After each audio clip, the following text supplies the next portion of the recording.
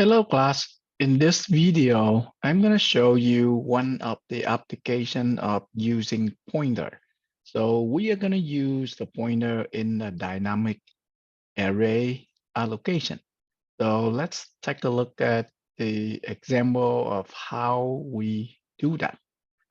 Um, in this example, we're going to read the score, which is a floating point from a file input. And the file name is scores.txt. That's the text file.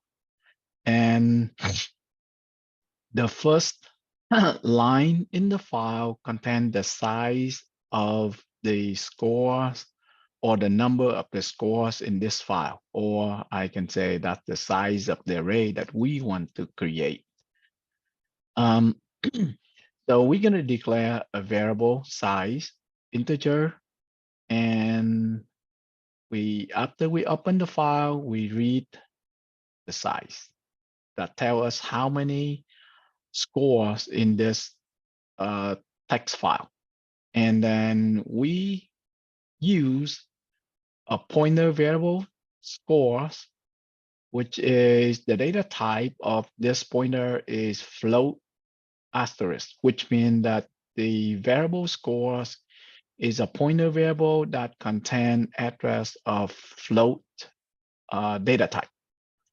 And we create this dynamic array, which means that we don't know the array size when we write the code or at compile time, but we know the size at runtime. That means when we read the size in the text file, then we know how many score there are. So we just create an array that is exactly the same size or the same that can accommodate the number of elements that the size tell us.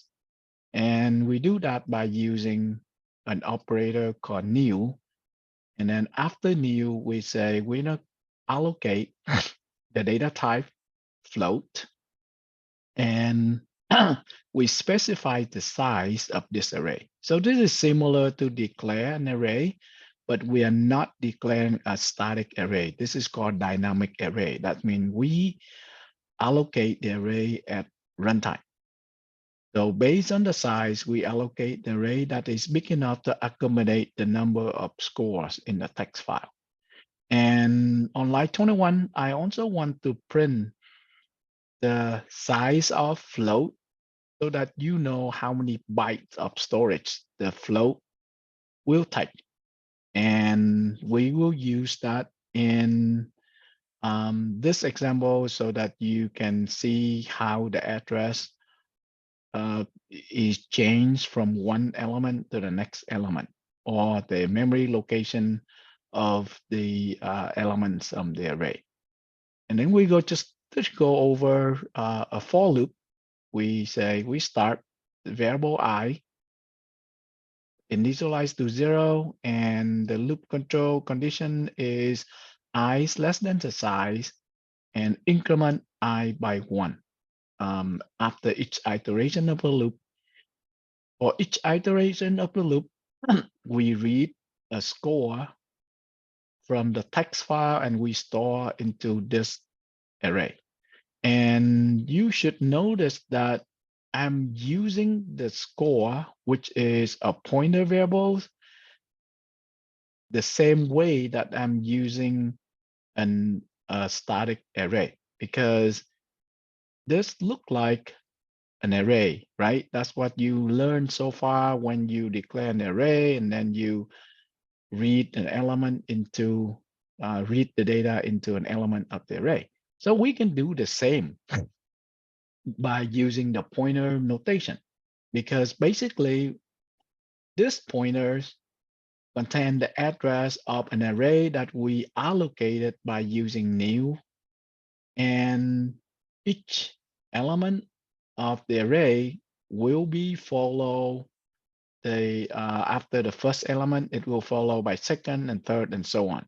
So we can use that pointer as an array index. it's an array name, and then we use index, similar to the way we use a static array. And we keep reading until we run up data, which means that when I is the same, I equals to the size, we terminate the loop, and then we close the file. After that, we output the entire array so that to show that we were able to read the data from the file. And at the end, we need to delete this array because it is dynamically allocated, which means that it is allocated on the heap. And when you finish using the memory that you allocated from the heap, you need to free it. Although otherwise, you may run into a problem that is called memory leaks. And I will talk about memory leaks problem in some future video. But for now, we need to remember that we need to free the memory that we allocated. If we do any new somewhere, then we need to do delete. That's all. And let's see what the score, the text file look like. This is my score, the text. The first number in my score, the text, is the size or the number of the score in this text file. So when I say 5, that's the size. That means it contains 5 score. The score in here is floating point. And let's go back to the code here. And let's say I'm going to run the code so that you'll see what it looked like. The output say size is 5. And I also print the size of float to show you how many bytes of float take in memory. It takes 4 bytes. And also the for loop down here, output the entire score array using the same index notation like what we use for the static array. And we output all the scores that we read from the input file. I'm going to switch over to a diagram that show what it looks like in memory. So let's assume that the dynamic array score address is 1000. You know, in real life situations like what you see in the previous video, the memory address is a big number, but I just want to use a small number for demonstration purpose. When we do new, let's say the memory region that we allocate from the heap, starting from address 1000, and from there, it will get enough storage to accommodate this floating array of whatever the size is. The size here is 5, but if the size is 100 or 200, we will allocate an array of size 200. And the memory location that we allocate by using new is returned here and assigned to this pointer variable score. So the variable score, the content of variable score contain the memory location 1000 because we assume that the array start at 1000. And then when we read this data from the file and store into store array, when we use the index I, the system calculate what we call effective address. So if the index I is 0, it means that we're gonna use the content of score plus that index multiplied by the size of the float. So let me show you how what we call effective address is calculated. The effective address is the beginning address of the array that is score, because the score is a pointer variable that contains the address of a float, and that float data type happen to be at the beginning of the array. And the first element is index 0. So the address of the first element is +0 multiplied by size of float, which is 4 bytes. So in this expression, the effective address of the first element is 1000 because the index is 0, size of float is 4, doesn't matter.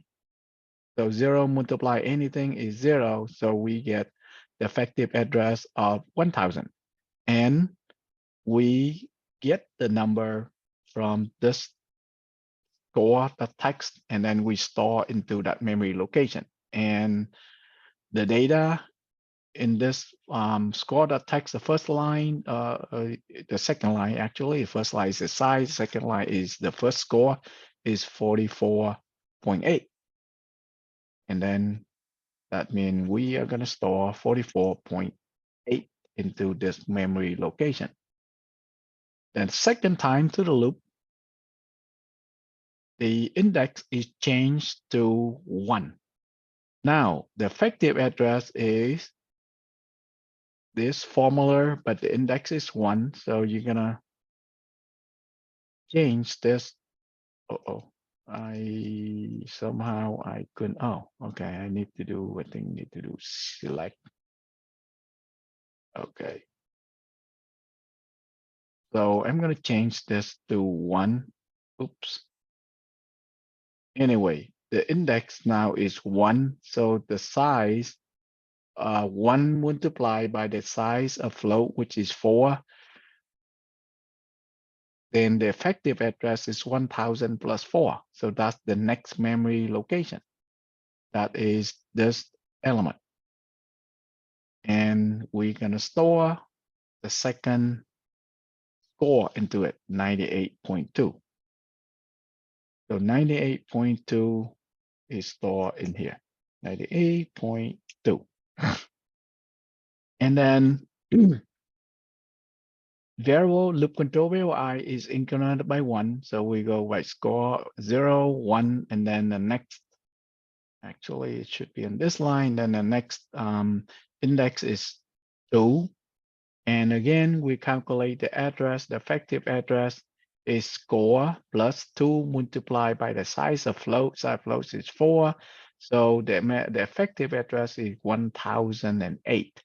And that's where we're going to store the third score, 78.5.